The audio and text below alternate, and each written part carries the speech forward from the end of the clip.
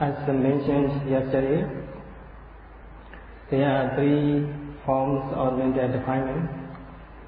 The first of all, the transgressive form, and then active form, and then dormant form. So these three forms were explained yesterday. So by observing sila morality, you can purify your physical and verbal behavior. So whoever has faith and confidence in the teaching of the Buddha, and then he or she will be ready to avoid evil deeds, which are fearsome and which are shameful. So if you commit evil deeds, so your dignity and your identity will be degraded or destroyed. So to promote your identity and dignity, it is necessary for all of us to avoid evil deeds, not to commit evil deeds through the moral shame and moral fear. So in this way we become morally civilized and lovable and pure. As a human being, we all of us need to cultivate the sympathy or kindness to others. So we must have the pure love to carry out other people's welfare. So this is a loving kindness. We have to care about other people. Then our daily life and social life will be improved. So as a kind person, so you will definitely carry out people's welfare. So then you no longer selfish. You are very kind and lovable. So in this case, your wisdom or reasoning power is very important. It's called in Pali Patisankhana Bala. Through the Patisankhana Bala, reasoning power, you fully understand the benefits you can gain from avoiding evil deeds. So you will appreciate the refraining from evil deeds. So you feel more encouraged to keep precepts, and at the same time you cultivate or develop metta, loving kindness and compassion, karuna. So as a result of metta and karuna, loving kindness and compassion, you will no longer hurt to anybody. At the same time, you can protect yourself from the danger. So by observing sila morality, you can protect others and yourself from the danger. So just like a stone thrown to two birds at the same time. So in this case, one thing important is you have to learn how to fulfill precepts. So that's called Sarutang Sawana.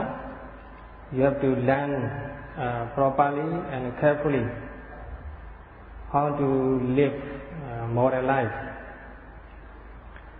And also you have to put your knowledge into practice, and how to purify your mind, how to eradicate mental defilements, so that you can live the peaceful and moral life. So it's important to, first of all, to listen or to learn to the teachings, and then you understand what are unwholesome, evil, what are wholesome and evil, and then you should avoid unwholesome, and then you should put your knowledge into practice. So in this way, by following these two factors, first of all learning carefully, and then you put your knowledge, your learning into practice, thus you will be able to live more life. So in this way you can become Savaka, Sila Savaka, the follower, Buddha's follower in terms of Sila morality. So this point was explained yesterday quite in detail. So yesterday Sayadaw promised to expound Sila Samadhi Savaka, the follower, the Buddha's follower in terms of the concentration training. So according to his promise, he will touch on that subject.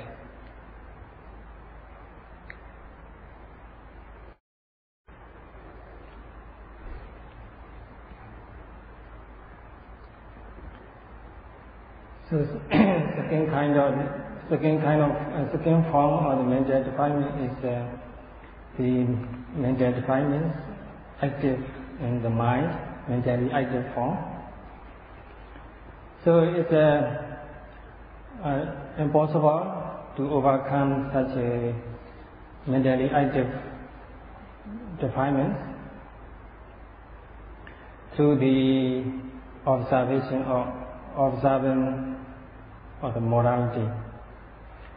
Through the morality, we take precepts and we avoid misdeeds, not to commit evil deeds. But our mind is still spoiled, destroyed by the mental defilements. So mind is very fast, rising and passing away every second. So within 1 second, even within 1 second, billions of mind movements can arise and pass away according to the Pali text. So that's why it's quite difficult to protect our mind from mental defilements. So that's why only Sila cannot help to protect our mind. It's a necessity for all of us to develop samadhi, concentration.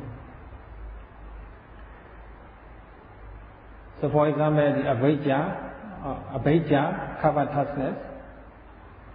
So this is a type of the attachment or craving or lobha.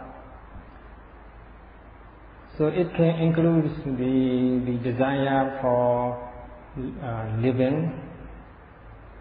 For your living, you want this and that. This type of desire also can be included, avijja. But this type of desire or attachment cannot be said as an evil, although it's not wholesome, but not evil. But avijja is a quite evil thought. It's a covetousness. You want to take other people's property unlawfully. So such a mental state is evil. If you are not mindful, it's not easy to protect your mind from such an evil mental state. And in the same way, it's not easy to protect your mind from the dosa, anger or hatred or the aversion, and the desire to hurt others, jabada. So that's why you should be mindful all the time. So mindfulness is very important to purify your mind of mental defilements. So every moment you should be mindful. Every time you see, every time you hear, smell, taste or touch, so be mindful of your experience. So whatever happens to you, be aware of it as it is. Whatever phenomena occurs to you,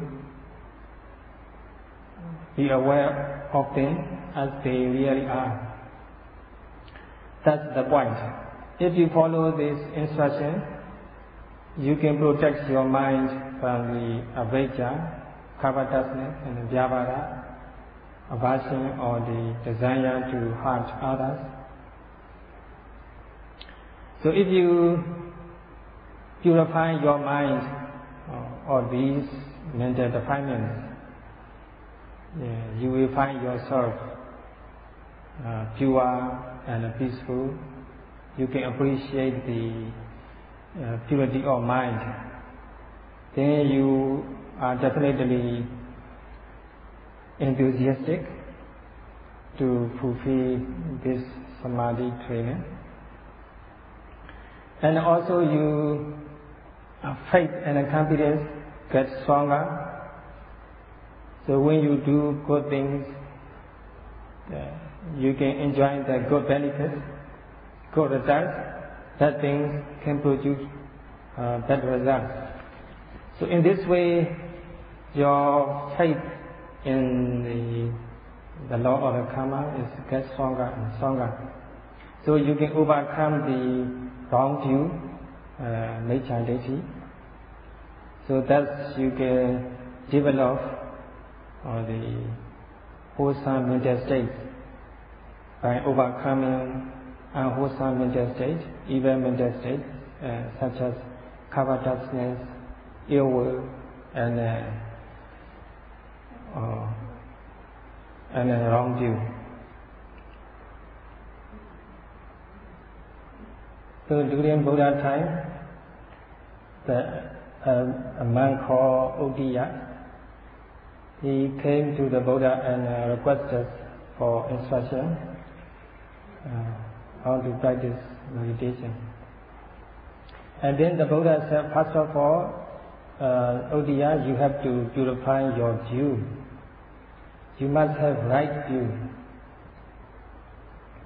And then you practice the Satipatthana. So prior to practice, the Buddha encouraged him to purify his view, his belief. So that view is referred to the Kammaskata Samadhi, the right view or right belief in the law of the karma. According to the law of the karma, if you purify your physical and verbal behavior, and you do good things, and then you can get good results. So if your physical and verbal behavior are impure, and you commit evil deeds, you are bound to suffer evil results. It's just like eating food. The junk food, for example, is harmful to our health. The healthy food, of course, is provides nutrition and make us strong. So in the same way, if we commit evil deeds, so we have to suffer. If we avoid evil deeds, we can enjoy the benefits. So we have to have such a belief, right belief, correct view, before we practice meditation. So this is the law of the karma. Everybody has karma or our own property. So we must have such a purifying belief, such a right belief. So maybe some of them believe the Creator. You may find it difficult to believe in the law of the karma. But comparing good food and junk food, and they are good and bad results, you can appreciate the law of the karma. So basically, it's a necessity to appreciate this the law of cause and effect. So then, if you believe such the law of cause and effect, you are regarded, you to have the right view.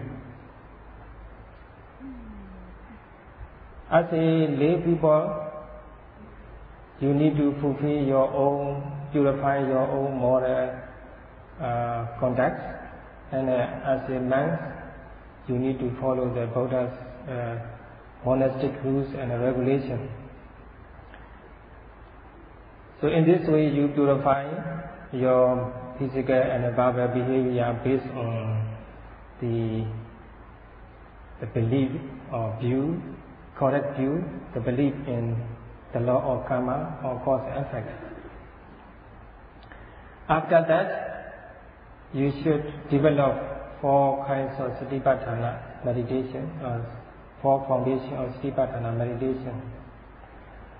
As you know, the 4 foundations of Satipatthana meditation is the awareness of the physical actions or physical behavior, and awareness of sensation, pain or pleasure, awareness of the thoughts, and awareness of the general objects such as seeing, hearing, smelling, and so on. In brief, all the phenomena arising and passing away in our body are actually objects to note, objects to observe for meditation practice. But we should select the most obvious objects in our body among the phenomena which are happening from moment to moment. Then you should pay attention, whole attention to the most obvious phenomena in our body and be aware of them as they really are. That's how to practice Satipatthana meditation. So in brief, first of all, you have to keep the right view, believe in the law of karma, the law of cause and effect, and then based on that right view, you have to purify your sila, morality, you have to fulfill morality, and then you should carry on Satipatthana meditation practice. According to instructions given by the teachers, you have to practice Satipatthana meditation. So then you can purify your mind, and then you are regarded to learn Buddha's teaching carefully, respectfully, and then to put the learning into practice. In this way, you are honored as a good follower.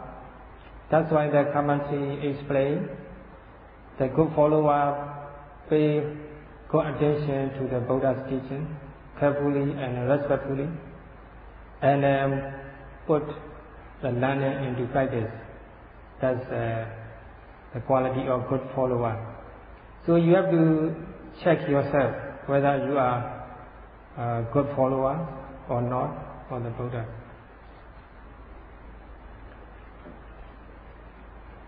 So the instruction given to the Venerable Oddiya is put emphasis on the Sammaditthi, the right view. So Sammaditthi is very important to practice higher training. So to cultivate samadhi and right view, so basically the saddha, faith, is necessary. So when you practice satipatthana meditation, you need to have saddha, faith and confidence in satipatthana practice, and its 7 kinds of benefits. So by practicing satipatthana, the Buddha claimed 7 kinds of benefits you can gain on the practice. So first of all, you can purify your mind from the extreme form of mental defilements, such as extreme craving, unlawful craving, or attachment, anger, hatred, and some other extreme form of the mental defilements. So you can purify your mind through the satipatthana practice. This one is the first benefit you can gain from satipatthana meditation. So actually we are supposed to practice until we completely purify our mind, when we become fully enlightened person called Arhat. So and then through as a benefit of satipatthana meditation, we can overcome the worry and anxiety and the mental or physical pain. So the most important result is benefit is we can overcome, or we can eradicate, uproot the evils, all kinds of mental defilements, experiencing enlightenment, experiencing nibbana. So that's the most important benefit we can gain from satipatthana practice. So if you learn the benefits of the satipatthana practice, so you can arouse the saddha, faith and confidence in the practice. The benefit you can gain from satipatthana practice is not small, it's a big, very important benefit. So by appreciating the benefits of satipatthana practice, you can increase, arouse, produce the saddha, faith and confidence in the practice. So based on saddha, you can arouse, you can develop the samadhi, right view. So please check whether you have such a right view, samadhi, based on the faith and confidence in satipatthana practice.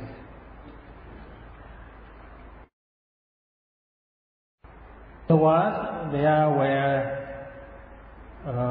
noble and wise people in the past, and at the present also we can find wise and noble people, and in the future too.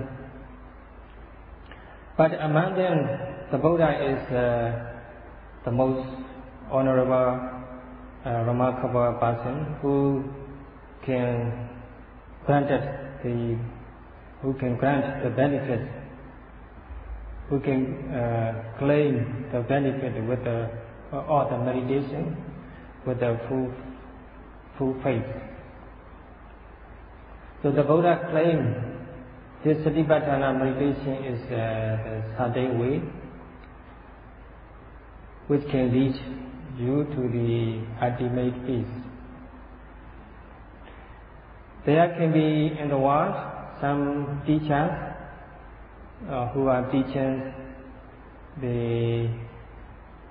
such a practice, but the way they teach is not practically not practically serve the purpose. So the Buddha's his teaching is really guarantee, he really promised the benefits that he claimed, that he guaranteed. So there are some teachers, they are teaching their students through the only faith, without practical practice, without practical benefits. So the Buddha is different. His teaching is very exact and accurate, and a guarantee. He promises benefits, and practically you can enjoy the benefits. The Buddha himself practiced Satipatthana meditations and enjoyed 7 benefits, 7 kinds of benefits by himself.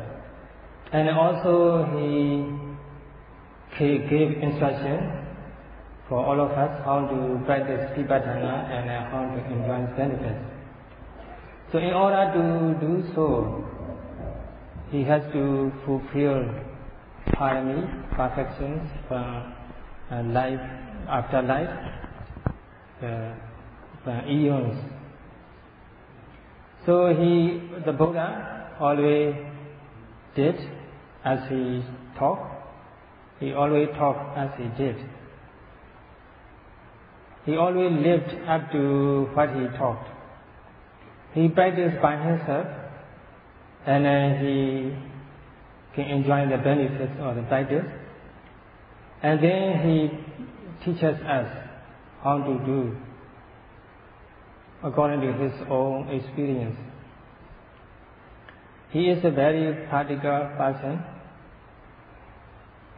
He is not the one who just talk without practice. So that's why in the Pali text, explains about the Buddha. The Buddha, he always practiced as he talked, the way he talked, and he always talked the way he practiced. That's why his teachings is always beneficial and always promise the benefits. So in this case, we need to learn how to practice Satipatthana according to his teaching. Shall we continue how to practice tomorrow? So today, enough for today. Sadhu, sadhu, sadhu.